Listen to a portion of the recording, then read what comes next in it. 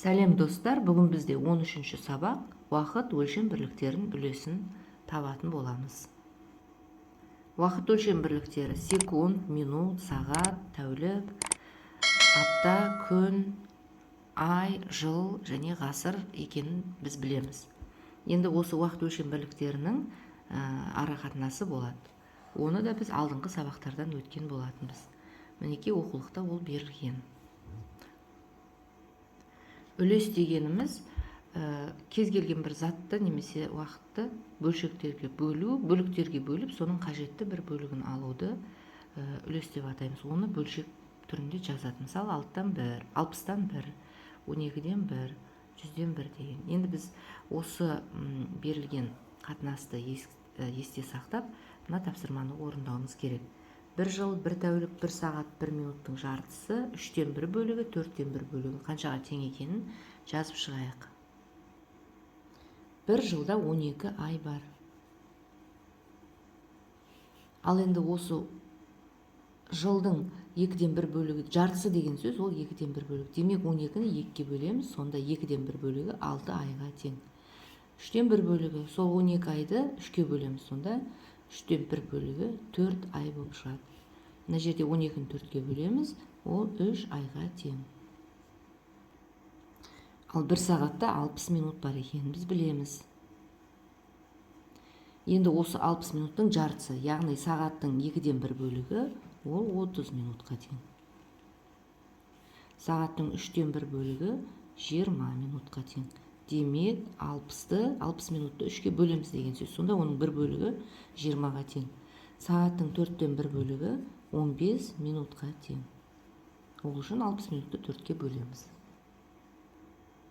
Тәулік 24 сағатқа тең болса, тәуліктің жартысы, яғни 2-ден 1 бөлігі 12 сағат. 3-тен 1 бөлігі 8 сағатқа тең. 24-ті 3-ке бөлеміз. 4-тен 1 бөлігі ол 6 сағатқа тең болып шығады. Яғни 24 сағатты 4-ке бөлсек, 6 сағатқа тең. Минутымыз 60 секундқа тең, оның жартысы 30 секунд. 3-тен 1 бөлігі 20 секунд. 4-тен 1 бөлігі 15 секундқа тең. Үшінші. Атам ауылында айтыс кешкі сағат 6-дан түн ортасына дейін немесе тәуліктің 4-тен 1 бөлігіне созылуы мүмкін екендігін айтты. Бұл неше сағат? Өзі айтыс 6-дан басталған болса, түн ортасы деген бізде 24 сағат, яғни түнгі 12 деген сөз. Сонда ол қанша сағатқа созылды? Және тәуліктің 4-тен 1 бөлігі де 6 сағатқа тең. Сонда сағат 6-да басталған 12-де аяқталатын болса, 6 сағатқа созылды, немесе оны тәуліктің 4-тен 1 бөлігі деп атауға болады. Яғни 6 сағатқа созылған бұл айтыс. 3-тің ә бөлігі. Біз ауылда Наурыз мерекесін атап өттік. Кешке қарай, нақтырақ айтқанда кешкі 5-ке ширек уақыт қалғанда айтыс басталды. Айтыс таң сәріге дейін жалғасты. Ал таң сәрі дегеніміз таңғы 4:30. Жақсылықты дәріптегендер жеңіске жетті, деді Арман. Осы мәтіннің ішінен математикалық шамалар теріп жазып, оларға есеп құрастыру керек. Енді математикалық шамалар бұл жерде, мына жерде тұрмын. 5-ке ширек уақыт қалғанда деп тұр. Және таң сәрі. Таң сәрі деген таңғы 4:30. Жалпы ширек деген ол 4-тен 1. 4-тен 1. Ал енді бұл жерде бізде сағат туралы айтылып тұрғандықтан, сағаттың 4-тен 1 бөлігі ол 15 минутқа тең болу керек. Енді бізге бүйтеді кешкі 5-ке дейін дейді. Кешкі 5 дегеніміз ол 17 сағат. Енді осы кешкі 5-ке дейін ширек уақыт қалғанда деп тұр. Демек, әлі 17 болған жоқ, 15 минут әлі бар деген сөз. Сонда бізде 16 сағат 45 минут шығады. Ал жарым деген ол сағаттың 2-ден 1 бөлігі. 2-ден 1 бөлігі ол 30 минутқа тең болатын. Енді айтады, айтыс қай уақытта аяқталды? 4:30-да аяқталды. Таңғы 4:30-да. 4:30 болса, ол 4 сағат 30 минут. Бұлай есеп құрастырсақ болады. Айтыс кешкі 16 сағат 45 минутта басталып, таңғы 4 сағат 30 минутта аяқталды. Сонда айтыс неше уақытқа созылды? Оны білу үшін біз уақыттарды бір-бірінен азайтамыз. Минуттан минутты азайтамыз 15 минут, сағаттан сағатты азайтамыз. Сонда біздің айтысымыз 12 сағат 15 минутқа созылған. Төртінші есеп. Концертте әрқайсы 3 минутқа созылатын 9 күй, әрқайсы 4 минутқа созылатын 5 күй шертілді. Сондай-ақ жарты сағат сахнада хормен 3 шығарма орындалды. Барлық күйлер мен хордың орындауындағы шығармалардың аралығы 2 минут. Концерттің қанша уақытқа созылғанын анықта. Барлық шығарманың саны 9 күй орындалды әуелі, сосын 5 күй, сосын 3 хор орындалды. Енді осыларды мен дөңгелектеп қойдым. Барлығын қосқанда 17 шығарма орындалды. Енді әрқайсына қанша уақыт кетті? 3 минуттан 9 күй орындалса, оған 27 минут уақыт кетті. 4 минуттан 5 күйге 20 минут уақыт кетті. Және мынау 3 шығарманың барлығына 30 минут уақыт кетті. Осының барлығын қосайық. 27-ге 20-ны қосамыз, оған 30-ды қосамыз. Енді осы 17 шығарманың әрқайсының аралығында 2 минуттан пауза болды. Демек, мына аралықтар бізде 16 аралық шығады 17 шығарманың арасында. Оған қосамыз, мына жерде жазып қояйын, 16-ны 2-ге көбейткенде 32 минут шығады. Мына жерге енді 32 минутты қосамыз. Осы кеткен 4 уақытты, мынау 4 уақытты қосқанда бізде 109 минут шығады екен. Енді 109 минутты сағат пен минутқа айналдырайық. 1 сағатта 60 минут бар десек, 100 минуттың 60 минутын 1 сағатқа жібереміз. 1 сағат.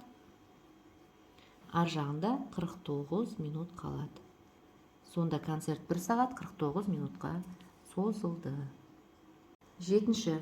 Әлия театрдан үйге келген кезде сағат тілі 15 сағат 5 минутты көрсетіп тұрды. Театрдан үйге дейінгі жолға ол 25 минут жұмсаған болса, қойылым сағат қаншада аяқталды? Яғни, үйге келген уақыт 15 сағат 5 минут, одан 25 минут жолға кеткен уақытты алып тастауымыз керек. Сөйтіп, анықтаймыз мыналар жауаптардың қайсысы дұрыс екенін. Азайту үшін біз мына сағат 5 минут 25 минутқа жетпейді. Сондықтан 15 сағаттың 1 сағатын минутқа майдалаймыз. Сонда 1 сағатымыз біздің 60 минут шығады. Мына жақта 14 сағат қалды. 14 сағат. Мына екеуін қоссақ 65. 65-тен 25-ті азайтқанда 40 минут қалады. Сонда біздің әлиямыз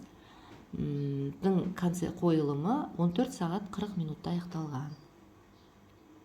9-шы. Фигураның қабырғаларын өлшеп, оның ауданын табу керек.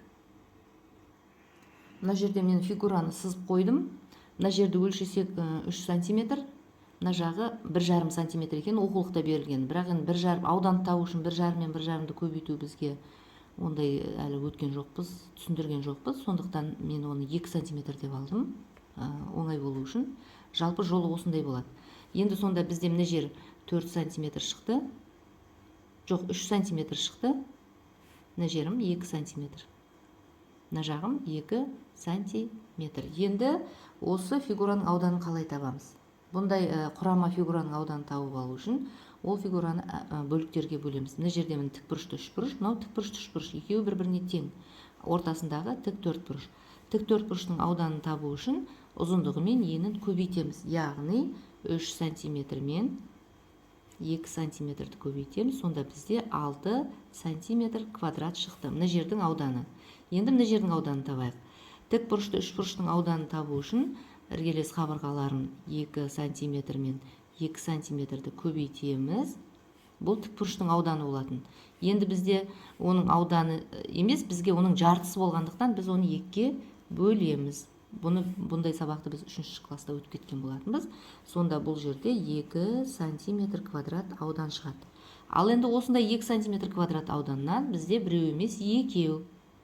Сондықтан 2 сантиметр квадратты 2-ге көбейтеміз. Сонда 4 сантиметр квадрат шықты. Енді біз осы фигуралардың аудандарын қосамыз. Яғни 6 сантиметр мен 4 сантиметр квадратты қосамыз.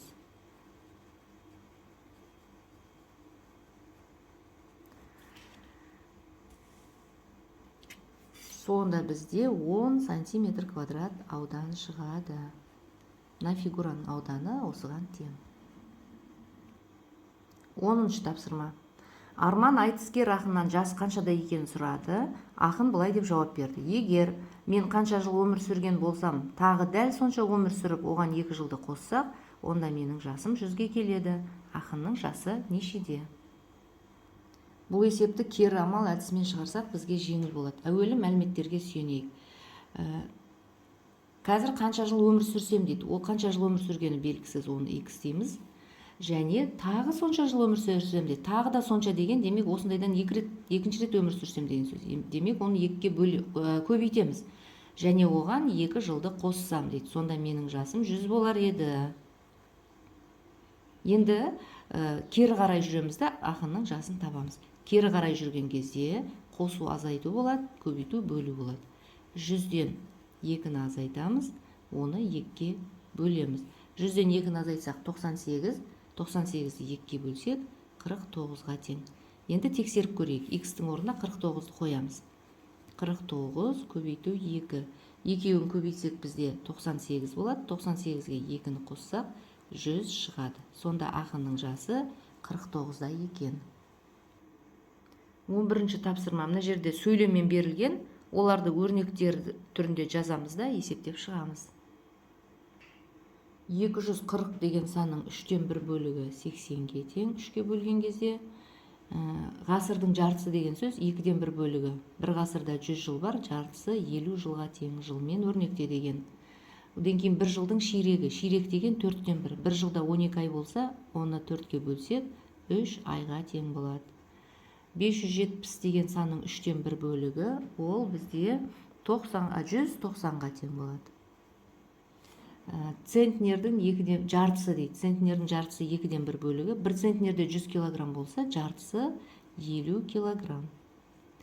1 сағатта 60 минут бар, оның 5-тен 1 бөлігі, яғни 60-ты 5-ге бөлген кезде 12 минутқа тең болады. Осымен бүгінгі сабағымызды аяқтадық. Сіздерге пайдалы болды деген ойдамын. Егер пайдалы болған болса, онда лайк басып қойыңыздар және достарыңызбен осы видеоны бөлісіңіздер. Подписация жасап қоюға да болады.